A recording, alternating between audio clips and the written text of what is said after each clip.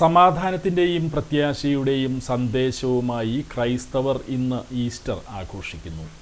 യേശുദേവൻ്റെ ഉയിർപ്പിനെ അനുസ്മരിച്ച് ഇന്ന് ലോകമെമ്പാടും ക്രൈസ്തവർ ഈസ്റ്റർ ആഘോഷിക്കുന്നു. ഈസ്റ്ററിൻ്റെ ഭാഗമായി വിവിധ ദേവാലയങ്ങളിൽ അർദ്ധരാത്രിയിൽ പ്രത്യേക പ്രാർത്ഥനാ ശുശ്രൂഷകൾ നടന്നു.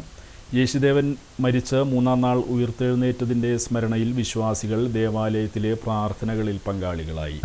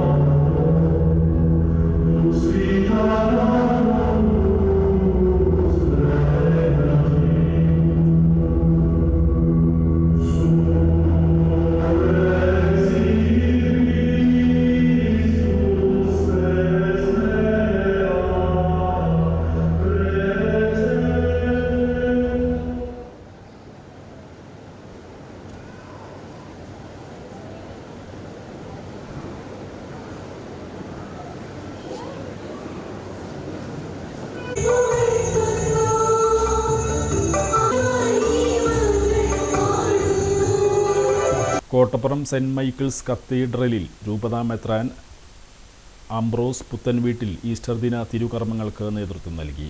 അവൻ വീണ്ടും തിരിച്ചിരിക്കുന്നു, അവൻ ഇവിടെയില്ല, അല്ലെങ്കിൽ അവൻ ഉയർത്തെഴുന്നേറ്റിരിക്കുന്നു. നിങ്ങൾ ഗലീലയിലേക്ക് പോവുകയും വളരെ സന്തോഷത്തോടെ തിരിച്ചു പോവുകയാണ് ഈ രണ്ട് സ്ത്രീകൾ. യാത്രാമധ്യേ ഇവർ തിരിച്ചോടുമ്പോൾ ഈശോയെ കാണുന്നു, കുമ്പിട്ടാരാധിക്കുന്നു. അപ്പോൾ ഈശോ പറയുന്നത്, നിങ്ങൾ ഗലീലയിലേക്ക് പോവുക, അവിടെ എൻ്റെ ശിഷ്യന്മാരോട് അവിടെ വെച്ച് അവർ എന്നെ കാണുമെന്ന് പറഞ്ഞു.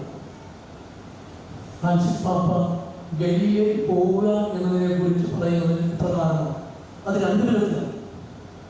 ഏറ്റവും പ്രത്യേകമായി ഒന്നാമതായിട്ട് പറയുകയാണെങ്കിൽ, നിങ്ങളിപ്പോൾ പേടിച്ചിരിക്കുകയാണ്, നിങ്ങൾ സെഹ്യോൻ ഉച്ചാലയിൽ ഒളിച്ചിരിക്കുകയാണ്, നിങ്ങൾ ഈ ഒളിസങ്കേതത്തിൽ നിന്നൊക്കെ പുറത്തു ചാടി നിങ്ങൾ മറ്റു ജനങ്ങളുടെ ഇടയിലേക്ക് ചെന്നുകൊണ്ട് പ്രഘോഷിക്കും, ഈശോ ഉയർത്തെഴുന്നേറ്റു എന്ന് ശക്തമായി പ്രഘോഷിക്കും എന്ന വലിയ സന്ദേശം. രണ്ടാമതായിട്ട് പറയുന്നത്, ഗലീലയിലേക്ക് പോവുക എന്ന് പറഞ്ഞാൽ ആദ്യത്തെ യാത്ര എന്ന് പറഞ്ഞാൽ ശിഷ്യന്മാരെ യേശുനാഥൻ കണ്ടെത്തിയത് ഗലീലയെ കടൽത്തീരത്ത് വെച്ചാണ്. നിങ്ങൾ ആദ്യത്തെ സ്നേഹത്തിലേക്ക് തിരിച്ചു വരും എന്ന് പറയുമ്പോൾ നമ്മുടെ ജീവിതത്തിൽ ചിലപ്പോൾ ഈ രണ്ട് കാര്യങ്ങൾ, നമ്മൾ പേടിച്ചു വിറച്ചിരിക്കുകയാണെങ്കിൽ, നിരാശയിൽ നിബന്ധിച്ചിരിക്കുകയാണെങ്കിൽ, സങ്കടത്തിലായിരിക്കുകയാണെങ്കിൽ, ഈ സങ്കടമൊക്കെ മാറ്റുക, ഈശോയെ പ്രഘോഷിക്കുവാനായിട്ട് തിരിച്ചു വരിക എന്ന ആദ്യത്തെ സന്ദേശവും, രണ്ടാമതായിട്ട് നമ്മുടെ ജീവിതത്തിൽ ചിലപ്പോഴൊക്കെ ഈശോ കടന്നു വന്ന കത്തീഡ്രൽ വികാരി doctor Dominic Pinheiro, procurator father Joby Kattassery, സഹവികാരിമാരായ father Nikhil Muttikkal, father Tony Kunnathur, ബിഷപ്പിൻ്റെ സെക്രട്ടറി ഫാദർ ബിയോൺ തോമസ് എന്നിവർ സഹകാർമ്മികരായി.